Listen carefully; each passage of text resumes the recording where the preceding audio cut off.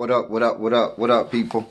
It's me, L Teddy 27, Angry Teacher Chronicles, and we are back for Love and Hip Hop Season 6. Yeah, I think that's 6. 1, 2, 3, 4, 5, 6. Episode. What episode? Reunion, Part 1. Yeah, Season 6, Reunion, Part 1. Let's get down to it. And so happy to see it go. So happy to see it go. So happy to see it go. Love and Hip Hop Hollywood Season 6, Reunion, Part 1. So, y'all, let me start off by saying, just trying to see how much I can stretch out. Jesus. I'm trying. It wasn't a whole lot in this episode, y'all. But I can say that tonight's episode was brought to you by the color orange. Because clearly, orange was the theme of the night. Or maybe it was just Paris and the fact that her big ass wore all of that orange. And so, yeah, it took up so much of the screen. And then you had a one in the orange, somebody else had on orange. It was just a lot of orange in the room. So tonight's episode was brought to you by the color orange. Anyway,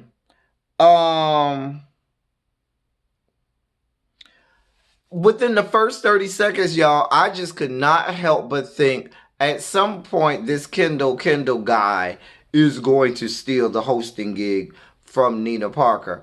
And might I add, Nina Parker, this is the best she's looked on any of the reunion shows, in my estimation. Now, I'm not a fashion guru. I cannot break down every hair follicle she had on or every strand of thread in all of her, textiles and clothing that she had on. But this the best she done looked to me since she's been on any of these reunion specials. Shouts out to wardrobe and makeup for her. Hair and wardrobe and makeup for her. But I feel like within the first 30 seconds to 2 minutes, the Kendall guy is going to steal her hosting gigs. Anyway, so we start off with the A1 Lyrica mess. It was a whole mess. We have not been up on this the whole time. I mean, this whole A1 trying to be all downtrodden and talking soft and trying to be all melancholy as if we really care and are sympathetic to him. Nobody cares. Nobody really cares about this entire storyline, much less trying to hear A1 trying to garner any amount of sympathy. Nobody's here for you, A1. Nobody's here for you. Anyway, and then he started. Lyrica G got into it. Mama Pam got into it. A1 starts cussing out Lyrica G. Mama Pam gets into it. And baby, they set off Mama Pam. And Mama Pam, hey, you ain't gonna talk to my son like this. Listen. Y'all know I live for Mama Pam. Y'all know I always say, more of Mama Pam is always a good thing. Mama Pam hair was kind of laid. She always look a mess in her outfits. But her hair was kind of late tonight, Mama Pam. I got to give you props on that. But Mama Pam come ready. She was ready to come at Lyrica G. A1 cussing Lyrica G out. A1, you had a whole lot of smoke and a whole lot of pressure for Lyrica G. I ain't see you have that kind of smoke when Jason Lee was coming at you with the whole, I'm going to put the video out, and you can't talk about, if you put the video out, I'm going to be ready for you, this, that, and the third. And the video came out, and I ain't see you have no smoke for him. But you got all this smoke for this old-ass cadaver, better known as Lyrica G. Nobody's buying you, A1. You're a whole clown. He's a clown. Anyway, I love Mama Pam. Y'all know I'm here for Mama Pam. You ain't gonna talk to my son like that. You ain't gonna talk to my... Child, I live for Mama Pam. Child. Anyway. Then they talked about Ray J and Princess. I don't care. The dog. I mean, are you all really trying to remind us that there was a whole episode dedicated to this dog? Are y'all really trying to remind us that there was an episode where you all really brought on my television screen a dog psychic? Do y'all really want to remind us of that? Dog psychics, Mona. Dog psychics. Y'all are really trying to remind us of this.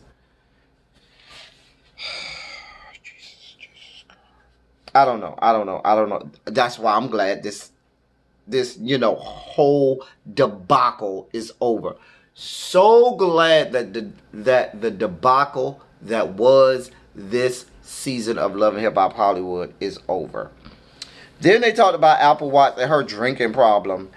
I don't really care because let's be honest, the execs of Love and Hip Hop Hollywood don't care. So I mean, I gave about as much of a crap as I did about the Ray J Princess story, and y'all see I ain't see it for that. Mr. Ray was sitting up there. I was trying to figure out what cartoon character he looked like. I mean, in the face, because he looked like his face was trapped in this big ball of mush with the hat on.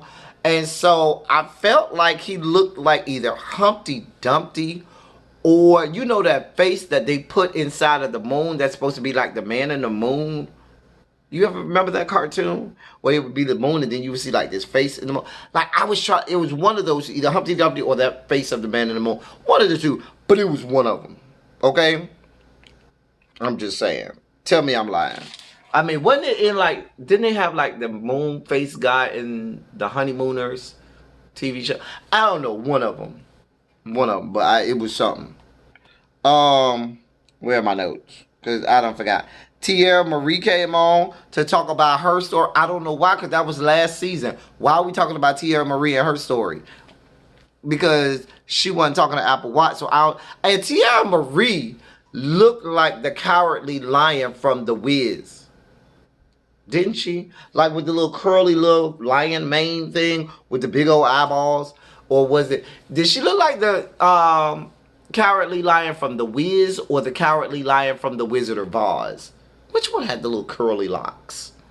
Whichever one had the little curly locks is what Tierra Marie looked like. But I don't know why she was on. I don't understand her purpose. I don't know why we were listening to her. But whatever. Jesus, make it be over with. Then they moved on to the April and Fizz storyline. So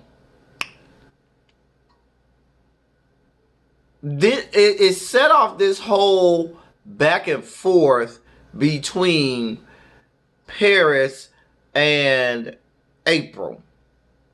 Now, April was trying to talk bad. I think Paris is I know April is taller, but I think Paris is out of April's weight class. And I don't think April want no parts of Paris.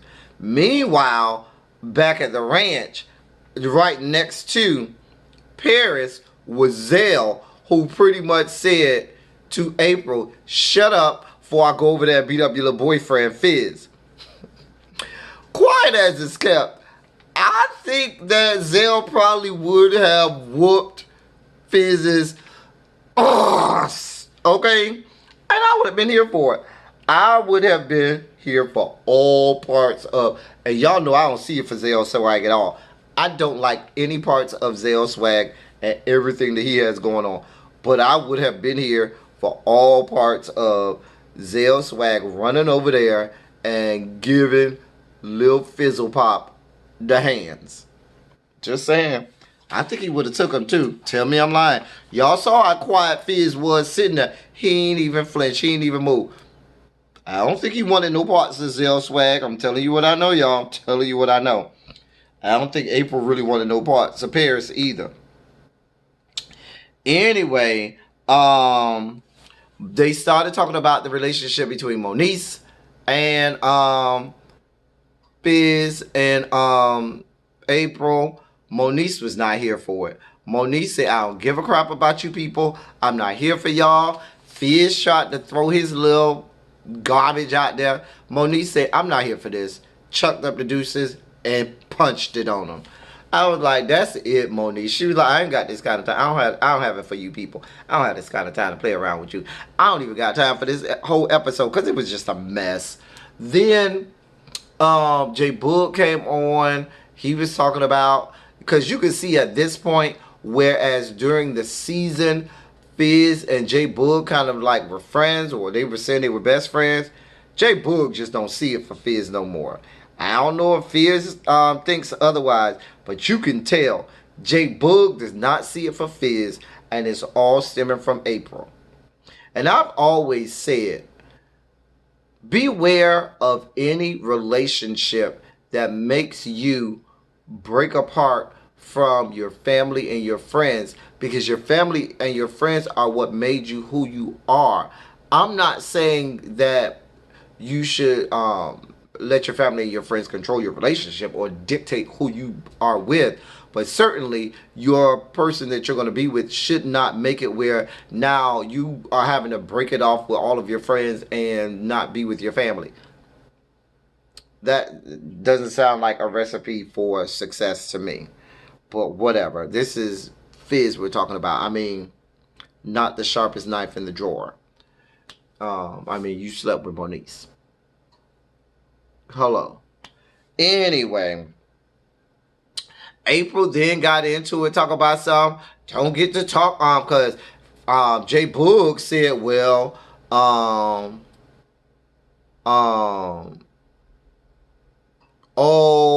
well, I don't like how she slept with your brother before she slept with you.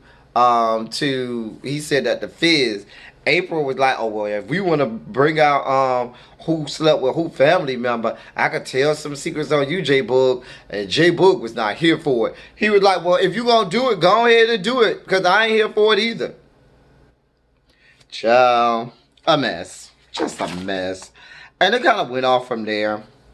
Of course, in you know, traditional Mona Scott Young fashion, they broke out all of these cuts from the next episode, which were better than the entirety of this whole episode, and which will probably be better than the entirety of the whole next episode. I mean, next part. I mean, it's a shame when the little 2-minute clips that you get at the beginning of the episode and the end of the episode are better than the entirety of the whole episode.